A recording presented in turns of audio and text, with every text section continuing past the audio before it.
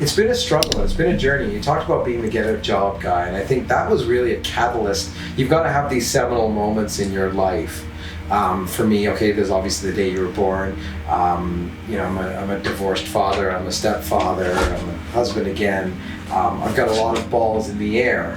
And then you layer on that in this space in the Calgary area, the economy. Now that your job is gone and probably not coming back, what do you do? Right. So it was very easy for me to gravitate towards those conversations and appreciate that. You know, some of us were able to, you know, land and luckily are very quickly on our feet.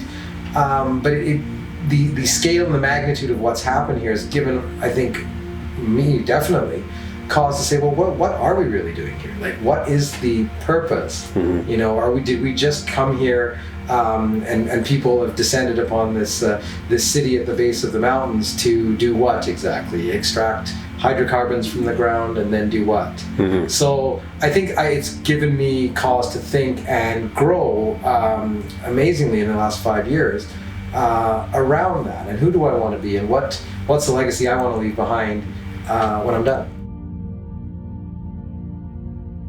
I'm in a different job now, funnily enough, but still in the business. But I think the important thing for me is that kind of seminal series of moments, I guess, that led to what we'll call the commodity price crash, has led me to sort of look and go, okay, well, what do I do? And one of the things that I thought you were great at extracting out of me, what are the other things that I can do? Mm-hmm. Okay, sure, I know how to build the Lego. Mm-hmm. In order to do this, and I think there's a lot of people in town, in this industry, worldwide, that can build Lego. So it caused me to reflect and go, well, what are the difference makers about me? And that's the thing that I like to think that people don't necessarily see. We all think we're not good enough. Right. And if I look at the group that you have assembled for this Day on Purpose, I feel hugely out of my depth. Really? I feel like, wow, there's some impressive people who have gone through some pretty cool things and come out the other side and are better for it. That's the thing. We don't know what we're capable of until we're pushed. And it's kind of like, it's a cool thing about humans because, you know, some animals in the wild, they'll just roll over and be like, all right, you know, there's the lion, I'm done. Right. So it's a cool thing about humans, but I think one of the worst parts about humans is we fail to see our potential unless we hit adversity. Right. Which is kind of it sounds like a little bit of a genetic defect, I think. The previous generation, when I look at my parents, I think, you know, there was a plan for them, right? Mm-hmm. It's get some kind of education or trade or whatever it is, and go out, do that, have a job, have 2.5 kids, get a car, make sure, you know, you have to buy a house because home ownership is very important. Yep. We do all those things. And then you have these 2.5 kids. I'm a family of 3, so my parents were slightly more ambitious, I think. But so there was a plan for them. And I think there was a plan for us too, which was essentially replicate that, but be better and be more peaceful and have, you know, take use of technology. And all of a sudden, things just exploded on us. Our place in this world has suddenly shrank. And we've got to reinvent ourselves as a generation and understand that purpose. So that's really what keeps me going, is that we've got to figure out, you know, the younger generation is coming up, as you can see, with all the things that are happening around the economy, around climate.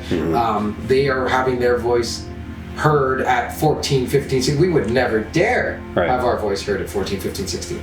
So when I look at that, it's like we're on this constant journey here, and some days it feels like a battle. Some days it's awesome. Some days you're in a room with like-minded people and you're having a laugh and you're thinking, you know, life's not that bad. We're all on this lovely voyage together. Everybody that's in your boat, and you're kind of like, I'm not alone in this. Yeah. And I'm not crazy. Mm-hmm. And then some days you get in front of people and you're like, wow, I'm totally lost. Mm-hmm. The long answer to your question is, that's the adventure, isn't it? Which allows some of us to aspire for greatness and to set themselves apart. Yeah. Which I think in itself is wonderful. And that's, you know, seems to be a push for all sorts of equality all over the globe. Some of it I agree with, some of it I don't. But on principle, the fact that we are all individuals, we all are here to serve a different purpose, is the important thing, right? Like, we're not all here to do the same thing. Yeah. And I think that that's one of the things that is wholly missing as a conversation, people my age, is that just because you didn't do A or B or C, it doesn't mean that E, F, and G are not valuable. Yeah. Right? And it's finding your purpose. I always equate to finding your own self-worth and value. Because if you're happy with whatever you've achieved, then you've achieved your own version of greatness. A Day on Purpose is coming in January here in Calgary. It's bringing together a fantastic community of speakers and presenters, people like you and me at various stages of uncovering their own purpose. It will be a day of stories and discovery that will work to make a very high level and at times hard to understand topic relatable and uncomplicated. Stay tuned. You won't want to miss this insight.